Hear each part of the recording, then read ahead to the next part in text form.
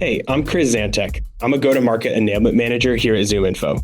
Today, I'm going to show you how you can find all the missing data you need for your messy contact lists and update your CRM in one place. Let's get started. The first step is getting the list. And everyone's seen these before. It's a big old spreadsheet, static data, incomplete, and manually updating it is tedious and time-consuming. But with Go-to-Market Studio, it's a different story. Let's create an audience. Top right corner again. We're going to come here because we have a list of contacts and we need to import it. That's the type of audience that we're creating.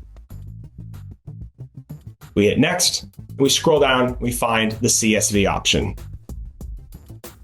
This is where we'll be prompted to upload the file. We got to map our fields and figure out how to play with this thing. This is where we'll upload our list.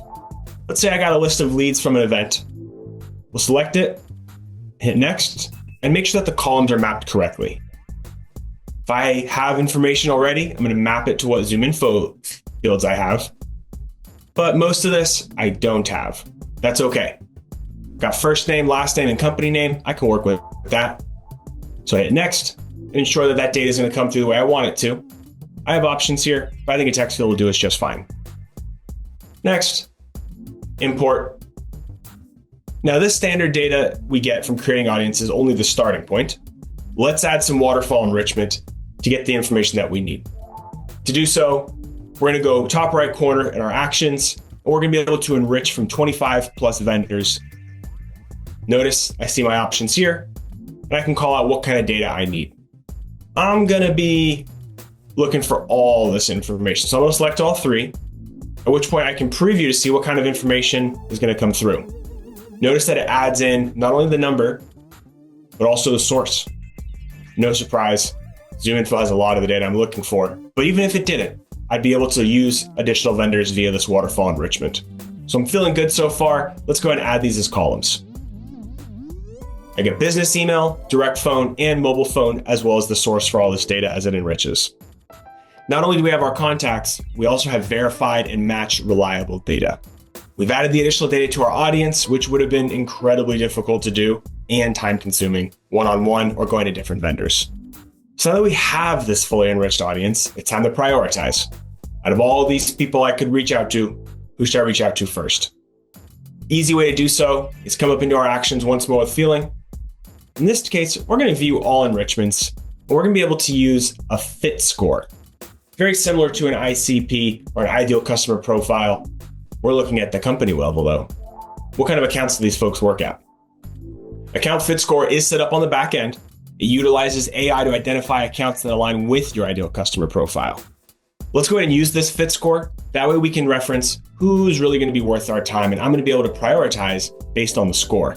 I'm going to select the score itself, 0 to 100, rather than just buckets. I can add that as a column now too.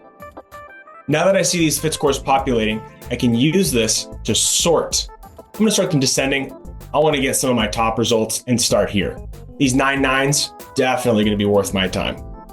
And this is typically where the story ends. But with Go-to-Market Studio, we have the ability to send this data directly to my sellers. That way they can begin taking action. So let's get this list over to the CRM. Last stage, once more with feeling actions, and we want to activate this audience for my team. I can export this data directly to my CRM, in this case, Salesforce. I want them to come through as contacts for my team, but if I want to send it into a different mode, I totally could.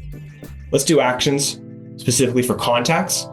I hit next, and it's going to confirm how many credits I'll actually consume. Next, and I can decide here how I want to have that data come through. Some of those folks may already be in Salesforce, but we're probably missing some contact data. If I need to assign it to a campaign, I can do that too. Most of these accounts are already assigned to my reps, so we want to make sure that they get sent over there. I can map my fields as necessary. If there's anything that may be missing that I want to make sure I get from here, I can decide where I want this waterfall data to enrich. I'm going to have that email. Go to the email field. I'm going to get the direct phone, going over to phone. And lastly, I want to make sure that mobile number populates too. That way my team has plenty of contact data to work with, and we can export that data over to the system. And that's it. You're finished. We've taken a simple spreadsheet of first names and last names and company names and turned it into an actionable list that our sales team can start using for outreach. Now that data is in the CRM, life is good. Turn those incomplete lists into actionable leads for your sales team. If you like this video, check out ZoomInfo University. We've got a variety of courses, webinars, and videos that will level up your work and make you a go-to-market expert. Thanks so much for watching, and see you in the next video.